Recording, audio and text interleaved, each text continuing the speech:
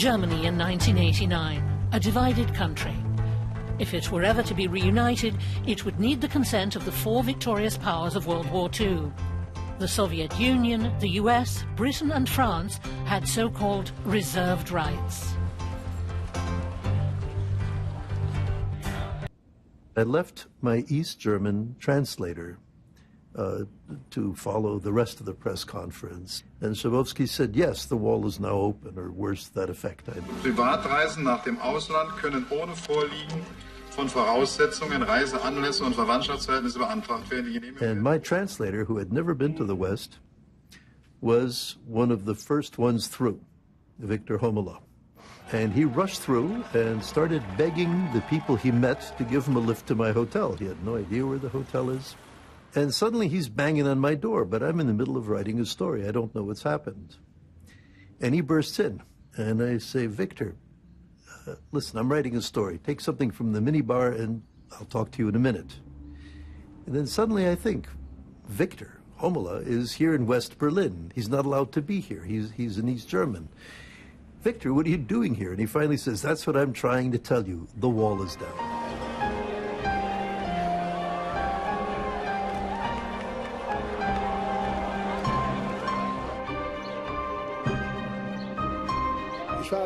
I was in Bonn and experienced the fall of the Berlin Wall in the Bundestag when the deputies stood up and sang the German national anthem. And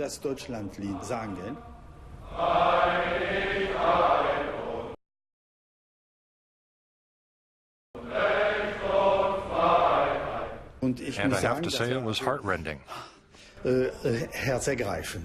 Only the West German Chancellor was absent on this historic day. Helmut Kohl had just landed in Warsaw for an inaugural visit to the first non-communist government in the Soviet bloc. Helmut Kohl was surprisingly quiet and thoughtful. He didn't break out into obvious euphoria, but you could tell he was asking himself, what should I do now? Faced with a delicate situation, Kohl remained diplomatic. Berlin, November the 10th, 1989. Overnight, the city moved into the spotlight of history. The first thing Helmut Kohl did after his return from Warsaw was to talk to all the major partners. He talked on the phone to President Bush, to Mitterrand, to Margaret Thatcher, and to General Secretary Gorbachev. Basically, what came out of these phone calls was that everyone said we have to prevent chaos from breaking out. The whole process must be kept under control.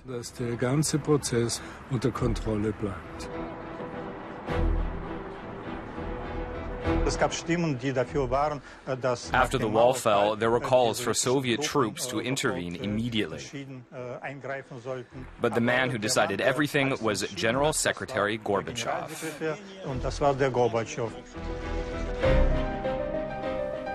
Gorbachev wanted no violence and sent a messenger to Bonn.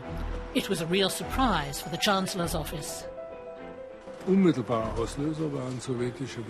immediate trigger was a Soviet visitor to my office, a journalist, Mr. Portugalov, whom we later learned was a KGB general. We had always suspected that, but we didn't know it until later.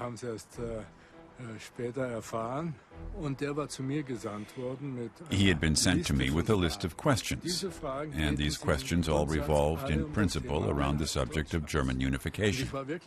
I was really electrified because I thought, Portugalov always represents the dogmatic Soviet party line. And now here he is, suddenly talking about German unification. If he dares to do that, I told the Chancellor, then it's high time that he publicly took the lead.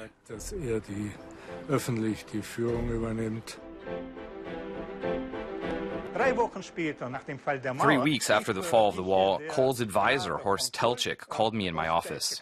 That was unique. I did not expect that, and said the Chancellor was due to make an important statement, and they wanted to invite us.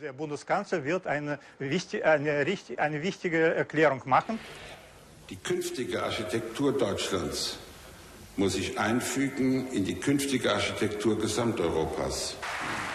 Helmut Kohl was planning German reunification, a plan to which his foreign minister was not privy. The 10 points in the plan for German-German rapprochement were de facto steps towards reunification. On November 25th, Herr Kohl made his statement and agrees with me as Prime Minister of East Germany that we needed to be bound by a treaty.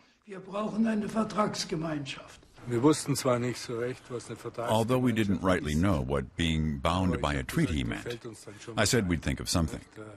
We wanted to reduce the resistance of East Germany and the Soviet Union by accepting their proposals.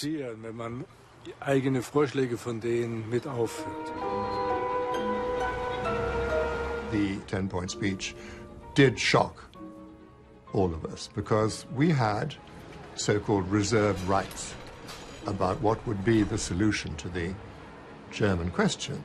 And Kohl had adopted unification without consulting the other countries which had to agree to that. We knew right from the start that Margaret Thatcher would be against it, so we didn't tell her. After the 10-point plan was announced, of course, the reaction in Paris was mild horror. We only found out about it from the press, even though we worked very closely together and spoke on the phone every day with the staff at the West German Chancellery. The French ambassador told me, this Kohl, this reunification, he wants to make a single state, and that's crazy. No consultation, and so on. Come to my office in Bonn on Monday, and I'll explain to you how things should happen. I didn't go, of course not, because I knew Kohl was right. He had seized a moment in history when it was necessary. President Bush had the speech about an hour and a half before Kohl made it. But it was in German, so he couldn't read it in advance. The danger was that he could otherwise have called to Helmut and said, "Helmut, great speech. You know I support you, but let's talk beforehand."